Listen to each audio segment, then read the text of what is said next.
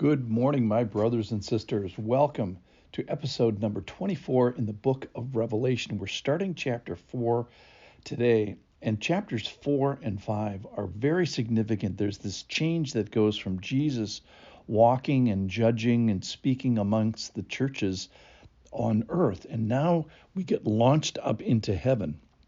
So judgments and tribulation are coming in the book of Revelation. So what place and what person do they come from?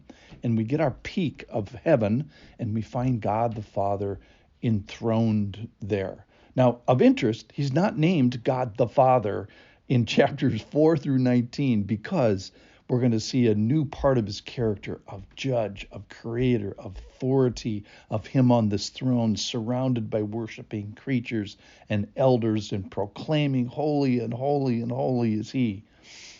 All right, so the purpose of all this, as we start this new vision of chapter 4, is to set up the judgments and the authority that's necessary for them that are coming later in the book.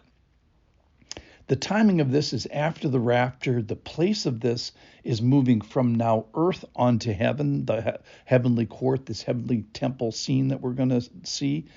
And geography in the Bible informs interpretation. So we see the Lord, the Father, enthroned and in splendor, power, majesty. Even the weather is happening. People are bowing in submission physically.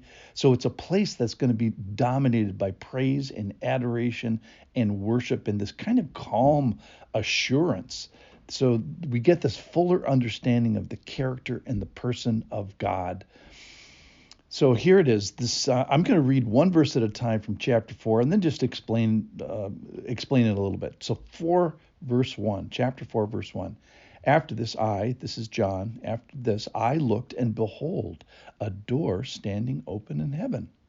And the first voice which I heard, speaking to me like a trumpet, said, this is probably the voice of Jesus, come up here, and I will show you what must take place after this.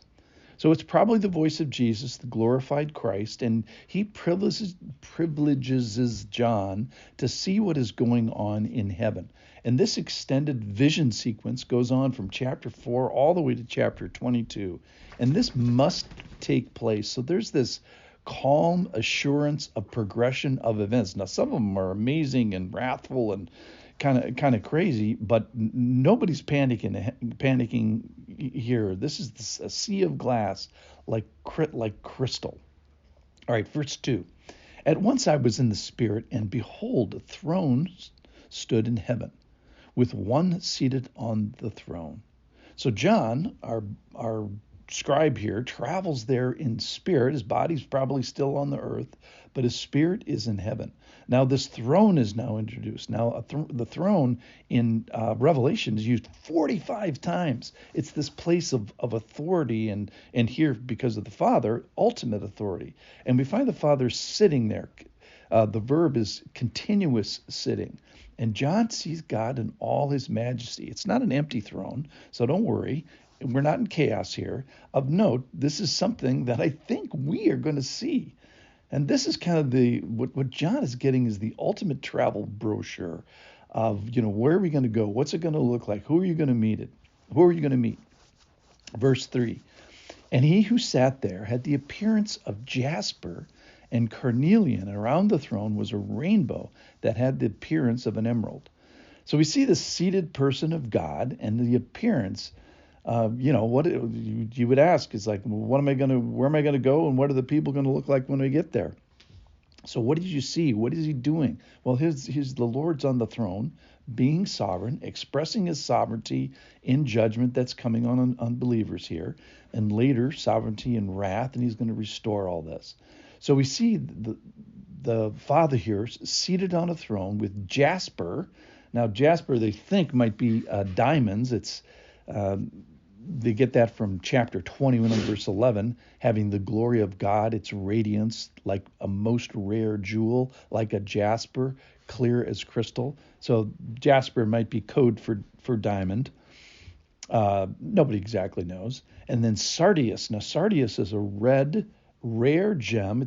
Was discovered in the city of Sardius, which is why it's called that. And they think that these gems are rare and of high value and of the highest value that we have to represent this holiness and purity and maybe even the justice and wrath of God.